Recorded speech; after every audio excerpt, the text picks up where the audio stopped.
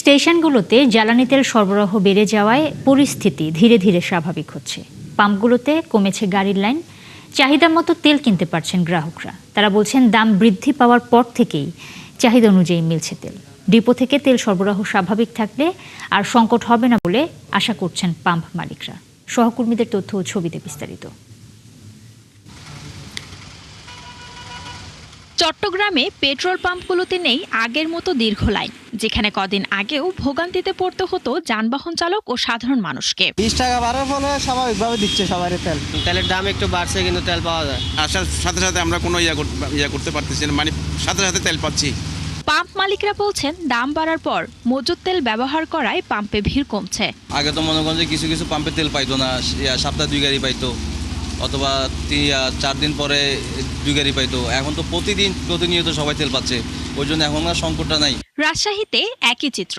বক্তারা বলছেন একসঙ্গে অনেকগুলো পাম্পে তেল দেয়ায় কমছে দীর্ঘ লাইন, সাথে ভোগান্তি। এরপরও কোনো কোনো ক্ষেত্রে জ্বালানি তেল নিতে 1 থেকে 1.5 ঘন্টা পর্যন্ত লাইনে দাঁড়াতে হচ্ছে ভোক্তাদের। যে ক্রাইসিসটা ছিল, যে ধরনের মানে রাশ ছিল, এখন কিন্তু সেই রকম নাই। পাম্পে যখন বাইকে দেয় তখন কারেও দেয়, তারা কারের জন্য আলাদা শিডিউল রাখতে পারে। আগে থেকে অনেক ইমপ্রুভ হচ্ছে, অনেক ভালো হয়েছে, তার পাওয়া যাচ্ছে, আগের মতো ভোগান্তি অতটা নাই। 9000 লিটার তেল এসছে আজকে, আমরা মানুষকে যে যত চাচ্ছে দিচ্ছি, এবং সিরিয়ালও অনেক কম। ফেনীর পাম্পগুলোতে মোটরসাইকেলের দীর্ঘ সারি নেই, চালকরা পেয়ে যাচ্ছেন চাহিদা মতো অকটেন। অপরদিকে ডিজেল গাড়ির চালকরাও বর্তমান পরিস্থিতিতে সন্তুষ্ট।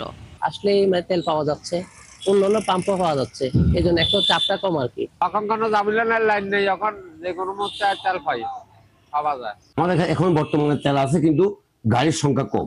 নরসিংদীতেও জ্বালানি তেলের সরবরাহ ও পরিস্থিতি স্বাভাবিক হতে শুরু করেছে। ভোগান্তি ছাড়াই সহজেই জ্বালানি সংগ্রহ করতে পেরে খুশি গ্রাহকরা। জ্বালানি তেলের দাম বাড়ার পর গত 2 দিন ধরে নারায়ণগঞ্জের রূপগঞ্জের ফিলিং স্টেশনগুলোতে অনেকটাই স্বাভাবিক তেল সরবরাহ। শান্তা ইসলাম, 71।